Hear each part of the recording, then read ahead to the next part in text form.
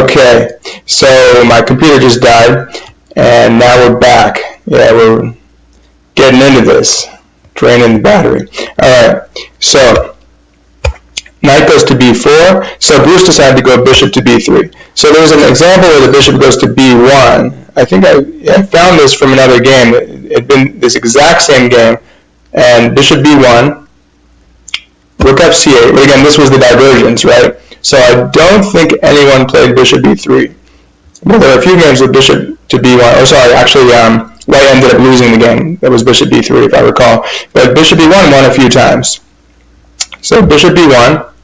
Naturally, the rook comes out to c8, just to show an example of how this can go, how white can win this position.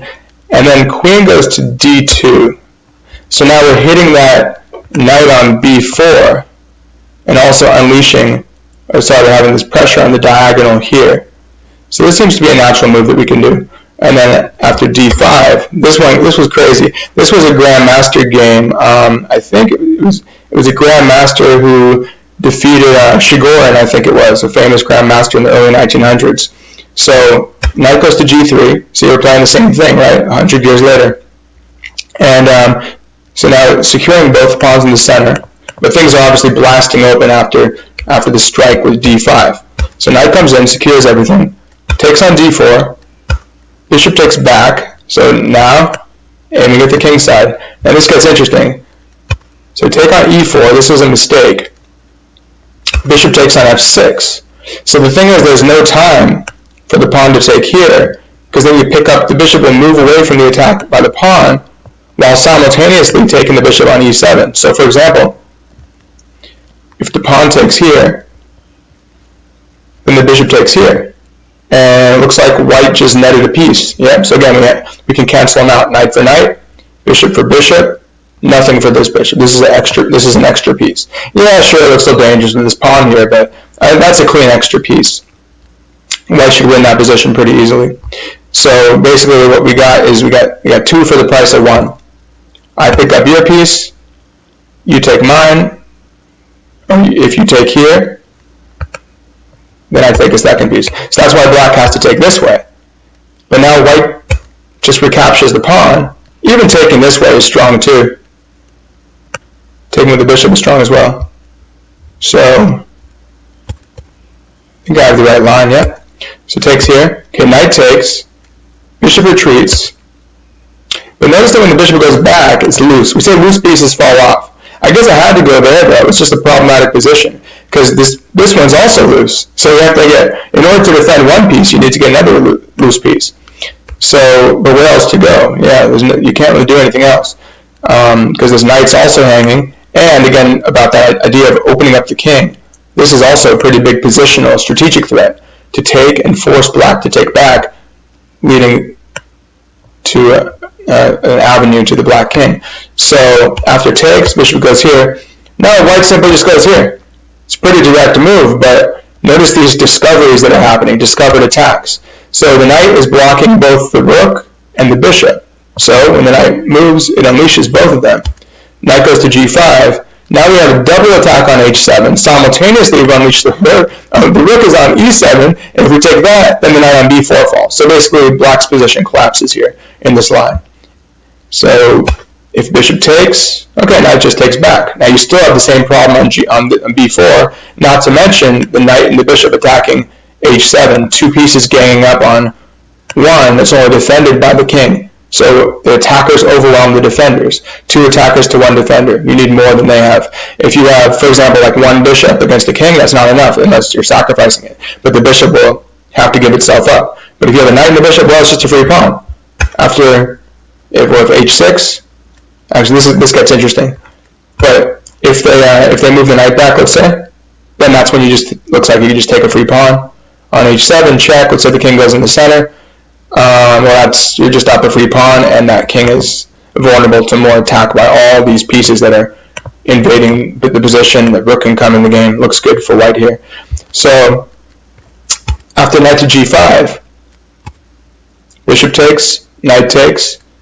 They go to h6. They don't want to lose the h6 pawn in that game that happened in the early 1900s. And so now there's a cool move. This is we call this a desperado. So it's like, if you know you're going to lose the knight anyway, just throw it away, get something for it. But the thing is, you're going to pick up the knight on the next move. So we do a desperado, we throw away the knight, he takes, and we just pick up this knight. Similar situation. Instead of getting the h7 pawn, we just got the f7 pawn. So we won one of the pawns around the king. There's all these weaknesses on the light squares. You can see there's no pawns to defend any of those squares. So black's position is very weak on those squares, and the king is just wide open. So subject to attack, this bishop's going to get out. The queen maybe can swing back, getting on those light squares. Looks pretty bad. Not to mention that white has some insurance. It's always good to have an insurance policy in the form of an extra pawn, endgame insurance. So if you happen to trade pieces, okay, fine, you could just win the endgame most likely with an extra pawn. Only one that can win it is you. So after that, okay, that's the end of that line. So that would be winning for white there. So just to show you again, just like I showed you when white played h3, you could have gotten c3. So Neal here, instead of going bishop b3, he could have gone bishop b1, like that player who defeated a very strong master in the 20th century. So after bishop to b3, rook goes to c8. Now notice that bishop on b3, it does aim at f7, but it's not so clear exactly what it's going to do there. Also, maybe black's bishop challenges it at some point. Don't really care about the doubled pawns, because again, we want that pawn to come and support the center, because those are weak squares. That weak square on d5 is probably going to come back to hurt the black player in this position, and the pawn at f5 as well. So bishop goes to b3, rook goes to c8. That's natural.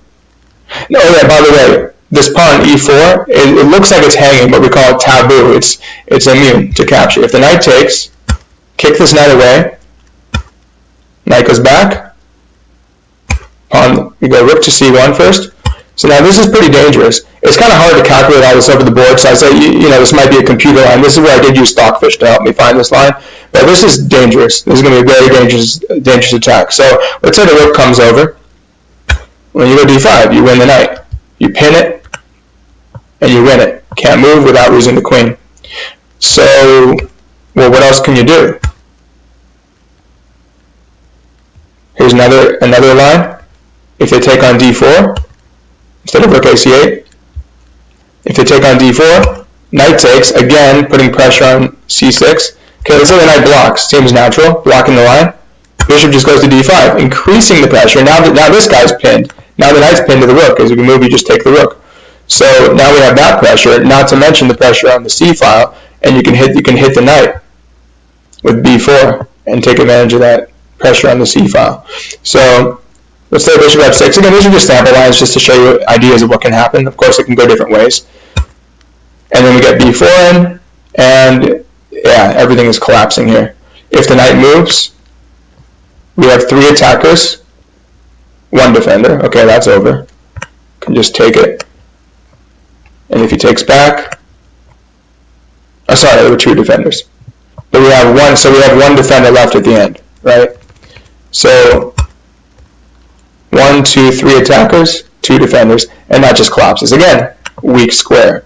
If that pawn had been back on b7, well, then black would have been just fine. But every pawn move has a consequence, potentially. So make your pawn moves carefully. So bishop d5, bishop f6, b4, knight e6, they drop that. What about queen b6? I was looking at this, I'm like, well, what if the queen just gets off the line? Maybe they have some defense, that's a different line. So bishop takes, and now we still have the problem. That pin is still there, because that's why the bishop went to f6, trying to get rid of the knight on d4, because that knight is such a pest attacking the bishop on c6. So after bishop takes c6, check this out actually. I mean, I think that looks to me like you can just take the bishop, and then you still get that pin problem. I mean, you can still win that, but this is actually more decisive.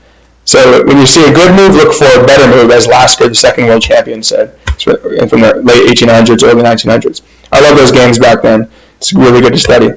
Like Fischer said, study Steinitz games. Fischer studied a ton of Steinitz games and Morphy games. I mean, Morphy games are some of the most instructive. Steinitz tried to come up with a scientific method for chess. So it's really useful to see, especially they had weaker opposition. So you can see their ideas really being tried out. So it says, the computer said here knight f5. This is interesting. So now you're hitting this, bishop on e7. So say we go bishop f6, natural enough. You grab d6, removing the defender. So again, you still have the pin problem. So it just comes back to bite him one way or another. There's really no way to deal with it. And if you go, I don't know, what if he defends it? Let's say he goes here.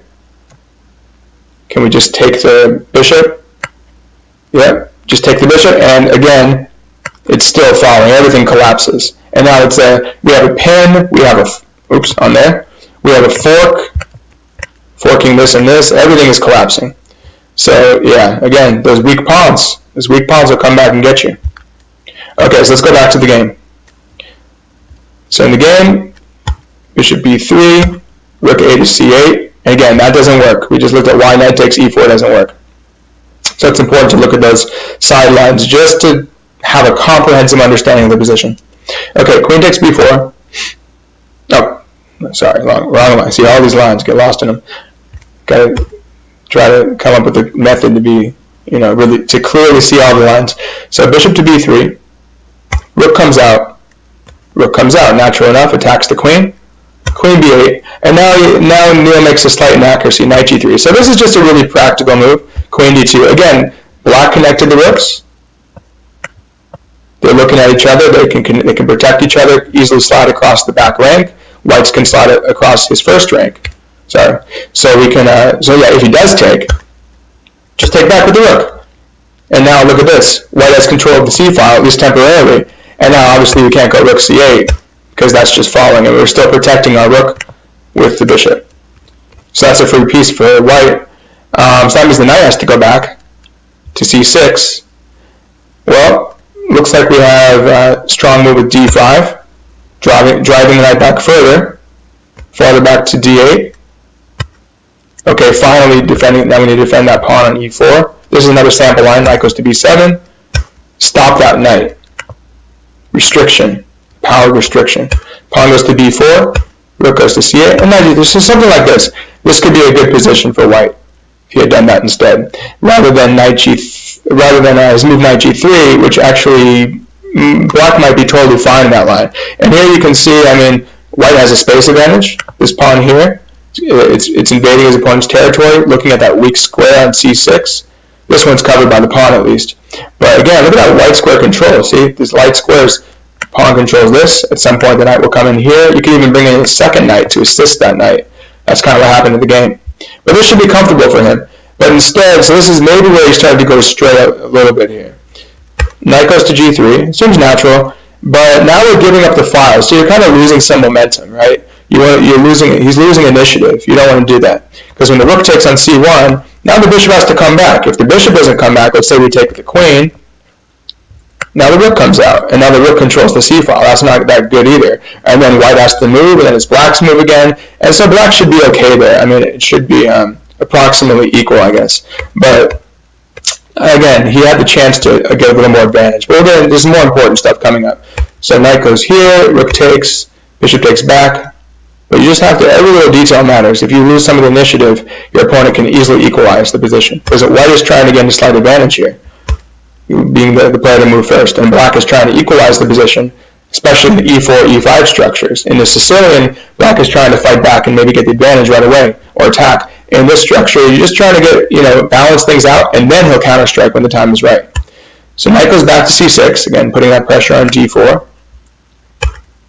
Bishop goes to g5, that's a good move. Pinning the knight.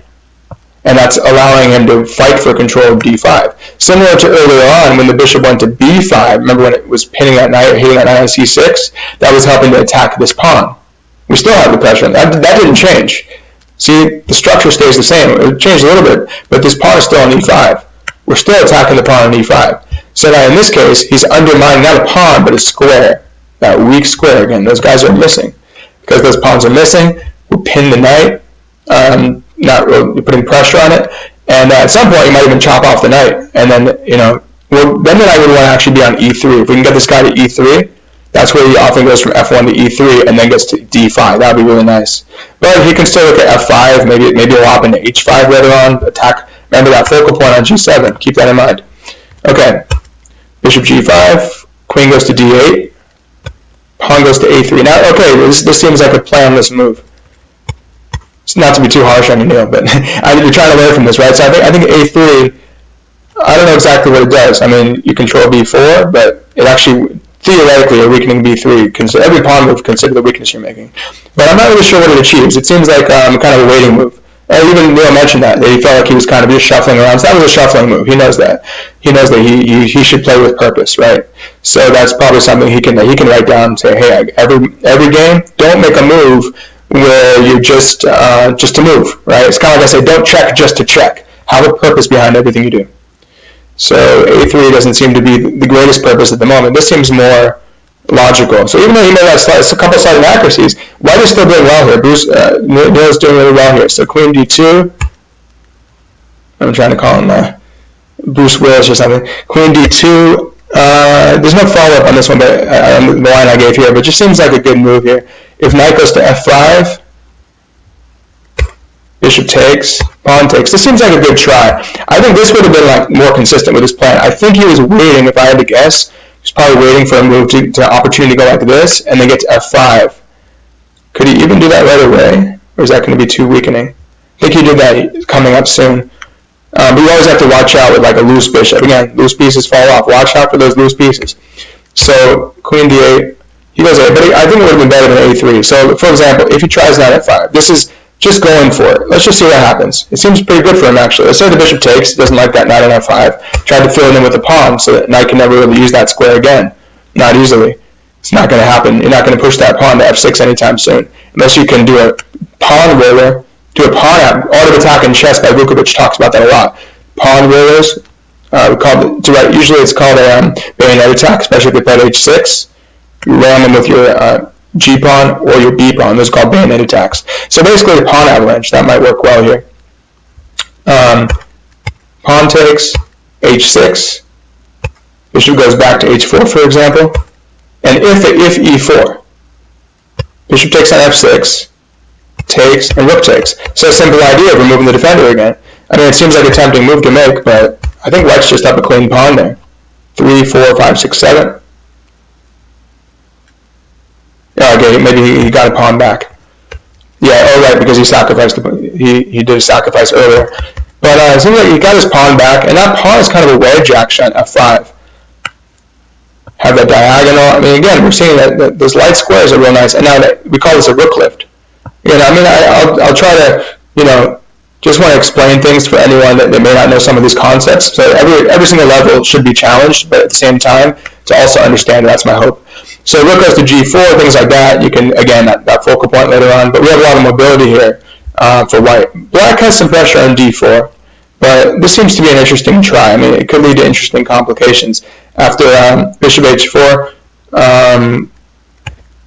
E4 is another option. Maybe Knight D7. Let's say they just try and trade off bishops. That seems reasonable. So we could trade it. Queen takes back. Queen comes out. Hit that knight on C6. Reinforce our pawn on F5. Seems like a logical response.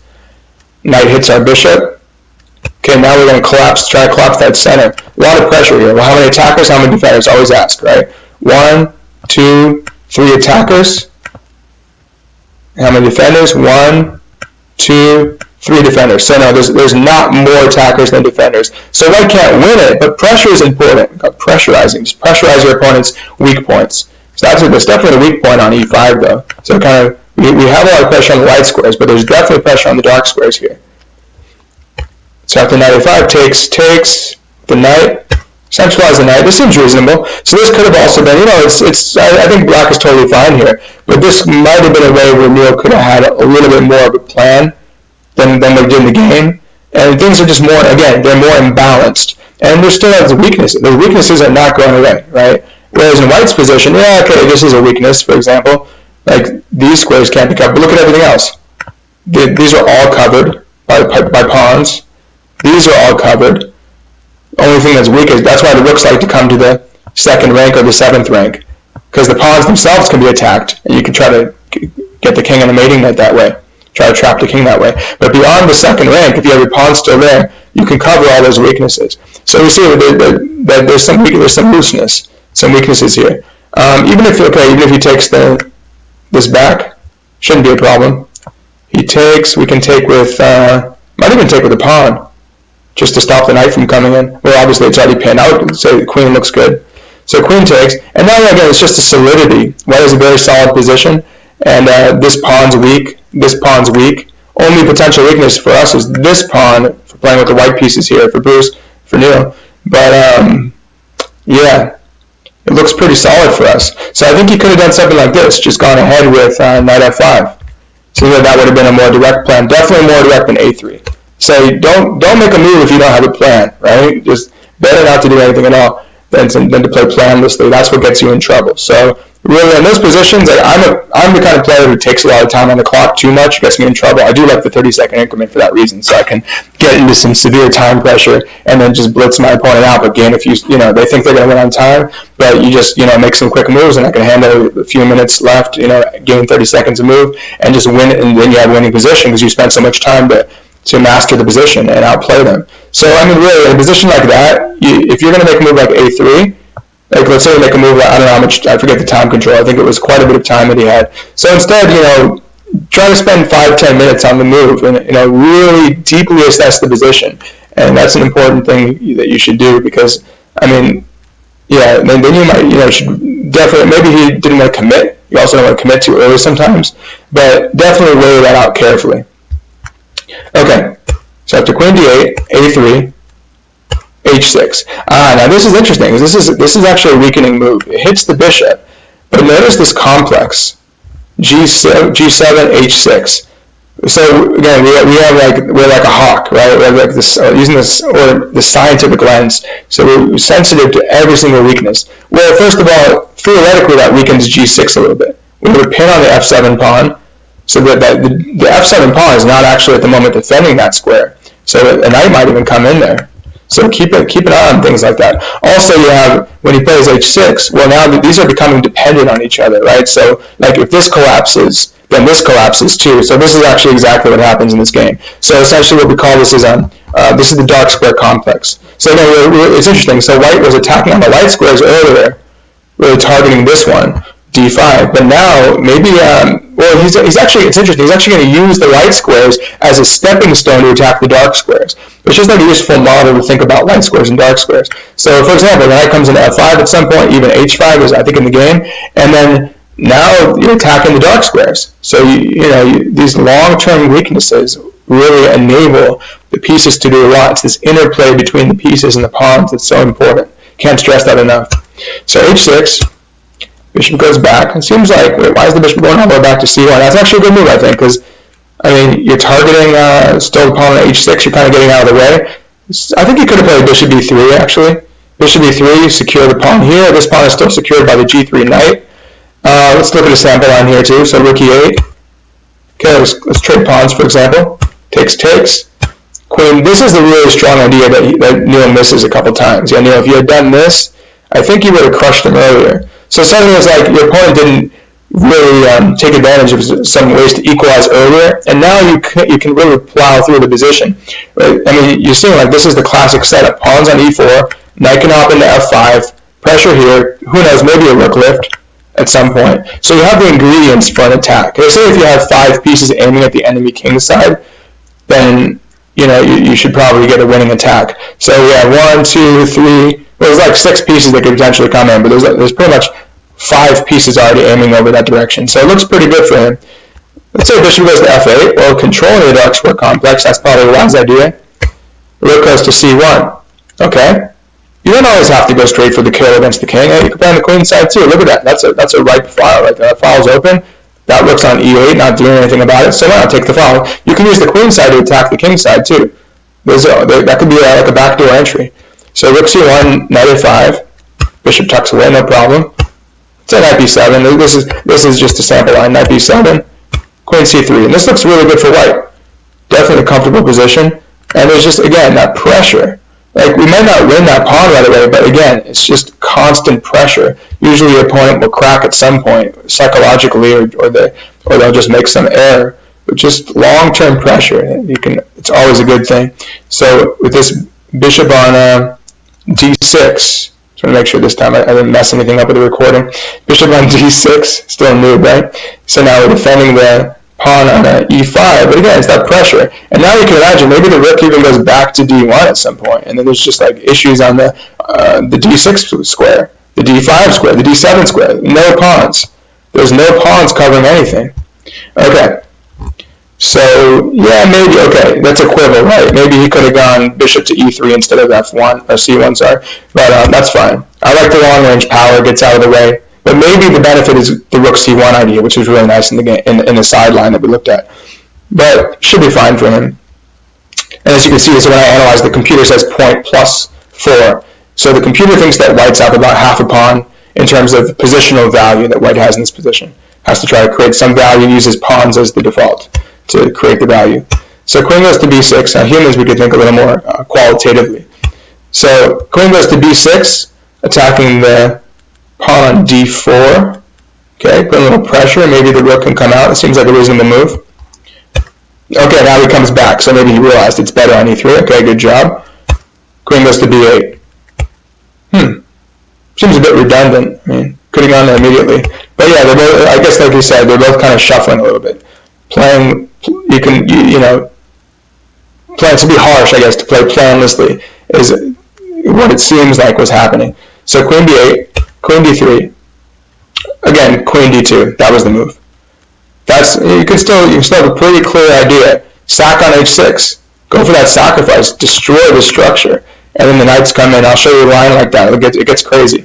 So knight a5, bishop back, and knight goes back again. Okay, we're really shuffling. Well, sometimes shuffling isn't so bad, but if you have a plan, you should pursue it. Okay, b4, okay, a little restriction. It creates weaknesses. I'm always looking at those weaknesses. Should be like a hawk on those. Okay, knight goes to d8. Now I'm getting redundant. Okay, knight goes to d8. Okay, we'll see what they have in mind. Maybe they want to go to e6 to f4. That seems reasonable. Knight h4. Okay, now Neal has the idea. I like that. We're finally progressing with the plan. Let's get one of those knights on f5. If you take once, yeah, sure. If you can take it back with the knight, take back with the knight. Unless you're really planning that pawn roller. If you get a pawn on f5, again, now we do a bayonet attack, tear open the king side. Again, art of attack in chess. I am Emily Tate, the late I am. He said the only book he ever read was Art of Attack in Chess. I don't know if he was joking or not, but he was an awesome attacker. He died, I think, a couple of years ago. Yeah, an amazing attacker. And then kept on winning the Armed Forces Championships. So, after knight h4, bishop e6. That seems reasonable. Yeah, I like that. Just challenging the white squares, because that's clearly where white's dominance is. Dominating there, so why not challenge it? Okay, another sample. And this gets crazy, though. So if he had done queen d2, again, another opportunity for this. Now, knight h4, I think, is fine. It says plus 1.4, so it's like over a pawn up. White clearly is starting to, things are, turning in Bruce's and Neal's favor here. So after queen d2, knight c6. Okay, we can sack. So check this out. You have to take back. Okay, so we're down to technically a point. 2 pawns for a bishop. Knight goes back. Okay, we get to come in. Now, why does the knight go back? Let's see. Probably just trying to clear the way for the bishop to come in, maybe reroute in here. Seems like a good defensive idea. Oh, well, this is coming. That's going to be nasty. And then once this comes, then this one comes. Because we're trying to checkmate here with these guys, with the knight supporting the queen. But then this one comes in to remove the knight. So we have this idea of, this is the theme, right? This is a dream position. Knight g5, knight h5. Then this knight takes this knight with a check. Queen drops down. That's our focal point now. That's the mating square. So bishop takes, pawn takes, queen takes. Knight goes back to e8. Knight h5. Okay, that looks dangerous. So he's down a piece for 2 pawns, but this king is completely exposed, and we're infiltrating. So, there's this principle. If your opponent attacks in the center, if they attack on the flank, like on the king side, you should counterattack in the middle. So he's following that principle. That seems like a reasonable move to make. Takes here. And again, this is the sample line. This didn't actually happen. So we'll just flip through this. Take. Knight takes, but I got to show you this because it gets pretty cool, the possibilities that Neal has here after queen d2 in this line. So knight takes. Okay, our dream position is achieved. Bishop takes, had to make a concession there. Pretty dangerous threat. Knight, queen h7 mate. If knight f6 doesn't work, we got that handy knight on h5. We'll just chop it off, remove the defender. Bishop takes, queen takes check. King h7. Oh, we would love to get a checkmate there. Unfortunately, that knight is. Don't forget about that. Sometimes the pieces on the back rank, you forget the knight can do stuff, but it's still defending this. We've all made that mistake, hung a queen or something. So king goes to h7. Queen goes. Okay, that's nice. Now we have a discovered attack set up. Move that knight again. Queen h4. Queen c7. Takes on d5. Okay, this looks pretty nasty. So now we pick up a pawn. So now it's 3 pawns. 1, 2, 3, 4, 5, 6 for 3. So basically we have parity, equilibrium in terms of the material. But I think white's attack is pretty dangerous. Because you take here, now you've unleashed this line. So the bishop is actually going to make... Notice the bishop can use both lines, right? In the Ruy Lopez, these types of structures. You can use both lines. So the bishop's obviously going to come back and try to checkmate the king with the other 2 pieces. Maybe, and again, those rook clips, never forget about those. So you can sack some pieces, and then everything else just comes into harvest after that. So takes on d5. Knight goes to g6. We gotta love those juicy chess terms. Knight goes to g6. Queen goes to d4. Okay, centralization. King goes to h6. Kicking the knight. Just defend the knight. Simple chess. Attacks the pawn that defends the knight. Check. But look, more weaknesses, right? Can never go back here or here. Can never defend g6. That matters in a second. Especially if he pushes. To block. Okay, transition the bishop to a new diagonal. Fresh diagonal to attack the knight. Now if he makes the silly move after this, knight comes in. No, this is not so bad. He tries to checkmate. Okay, simple prophylactic move. You know, stop the family fork. We call it a family fork. If the knight can check the king, attack the queen and a rook, everything at the same time. Pick up all the family at once. Knight goes to h4. Just move out of the way, no big deal. Okay, if he makes a blunder and comes in, now we have this nasty move, queen d3, and that diagonal is decisive, and not to mention you could pick up the knight. But let's say you defend. Okay, now you just pick up, actually, that's probably going to be a mate, let's see. If here, we can do,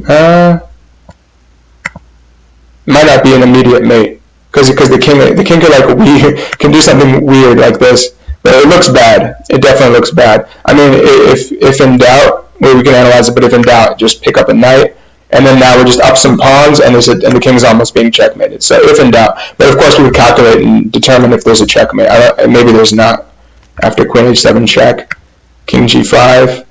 We might have some tricky stuff with h5. No, the knight's going to take. Yeah, so I don't think we have a checkmate in this line. Yeah, it's pretty dangerous, but maybe the king just slips away. You can check on, if you want to check on your engine or your own analysis, see if there's a checkmate here. But I think this is, if I didn't know for sure after analyzing it, I would just take the knight. That's a winning position. Up material, get the, you got your material back with interest. King is loose. Looks good. All right. So knight goes to h4, coming into f5. So again, that's the line. Queen d2. That would have been killer. Just coming to h6 would have been a devastating attack for him there. So but the knight f5 is still building up to that similar type of attack. Bishop e6. He takes it. Oh yeah, he could have just kicked the bishop back with d5. It's interesting. It looks like you're blocking your bishop. But I mean, hey, if you're going to give up your bishop anyway, go to d5. But sorry, that's the sideline. Go to d5. Bishop goes back. Then you drop your knight in. This is really strong now. And then we have new themes now. Now we have new types of sacks. Now we have a sack not to take both pawns, but a sack on h6 to bring the queen to g3. So again, that's our dream position. Take this, takes back, checkmate him through here. Check and mate on g7. So for example, let's say rook moves, sack. If he takes, check. He's going to have to throw a bunch of stuff at us because we got to check if the king moves. That's an instant mate, called an insta-mate. So if the knight goes here, queen just takes with check. Okay, he has to throw everything away. Bishop g5 is actually a cool line. Just take this with check because it's pinned. Typical tactic. If it's pinned, you just remove the piece behind it, and there's nothing he can't take back, obviously, because the king's behind. So he moves, you pick it up. Okay, again, we've got more material. Now we actually have the whole piece. So we got our material back, we're up a piece, and we have a nasty attack going. So yeah, he could have done this. Not a big deal, but this would have been more decisive. So bishop takes e6. Knight takes. Again, this is an important positional point for black here. Again, using the pawn structure. So black could have gone ahead and taken with the pawn. I mean, it looks ugly. There's actually a Botvinnik game. Someone covers this in his, I think it's in How to Reassess Your Chess.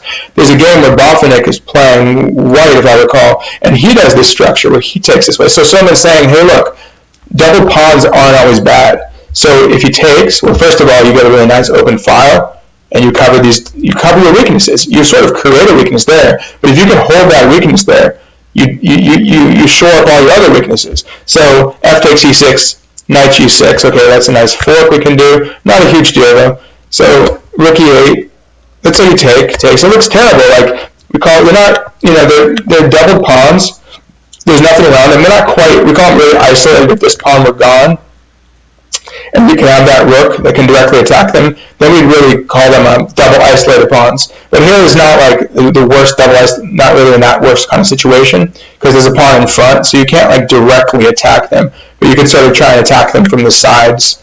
But as it turns out, for example, after this, let's say rook c1, get on the c file, king just attacks the knight, and if knight goes back, queen comes out, okay, maybe black's doing okay. Okay, let's say you take the bishop, rook takes back, now the rook can swing around, maybe trade off or kick the queen out. So, as long as you can hold on to these pawns on e6 and e5, it really shouldn't be that big of a deal for black here. I mean, the point is he's surviving, right? When you have a dangerous attack like that, you're in survival mode, right? We're trying not to have this kind of thing happen to us, right? So this is defense. I'd recommend Art of Defense in Chess as well, another really good book by Soltis. So first read Art of Attack in Chess. When you learn how to attack, there's actually a chapter on defense. You learn how to defend. When you learn how to defend, you learn how to attack, because you know what your opponent's resources are, and therefore you can exploit them better.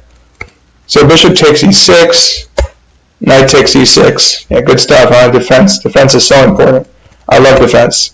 You gotta have that balance of defense and attack. So really read that book if you can. So pawn goes to d5. Knight h to f5. That's another possibility. So he did do d5 at this point. So now we can really just get in and hit the bishop. It probably transposes, it's the same thing. But he goes d5 now. Knight goes to c7. And then knight comes in to f5. Oh, and by the way, after knight c7, this is just passive. This can't be a good defense for black. I mean, if you're being attacked like this, you might even lose a pawn, but you gotta try this move, knight f4. That's the natural square for black. Pawn's here, knight's there, ready to hop in. You gotta do it. So after, for example, knight to f4, let's say he tries to win the pawn, takes, comes in, hits the bishop, defends it, take that one, bring the second one in, say he blockades the pawn, you have to go in that hole on e5, because no pawn, it's like an artificial hole sort of, because theoretically you have this pawn that can go there, but it can't. There's a pawn in the way. So black has basically created a hole that could be a stepping stone himself. There's a cool tall game where he like brings a rook, I think, and swings it over. Maybe it's a queen. The bishop actually first comes in. It's like a King's Indian type position. So you can use this as a stepping stone sometimes. So you should always try this. Okay, white picks up the pawn, but it's still a game. You want to avoid that mating attack that's coming. Knight c7 is just too passive. I mean, what's the future? Where's this nice future? It's almost like, oh, there's another book. So many book recommendations, but there's I think his name is Ralston. He's like a Scottish GM, and the 7 Deadly Chess. And someone recommended it for me for my time pressure on my blog. They recommended that. So he also talks about talking to your pieces. So talk to this knight. Say, hey, knight, what do you want to do? Do you want to go back to c7? I don't think so. Where are you going to go from there? So if you ask him, think about it, each piece takes on a life of its own. So knight can come into f4. Yeah, I think that's really the thing he has to do. So knight c7. Now it's too passive. So now the initiative is really strong. The control of the game. White is calling the shots. So knight f5, queen d8, queen d2.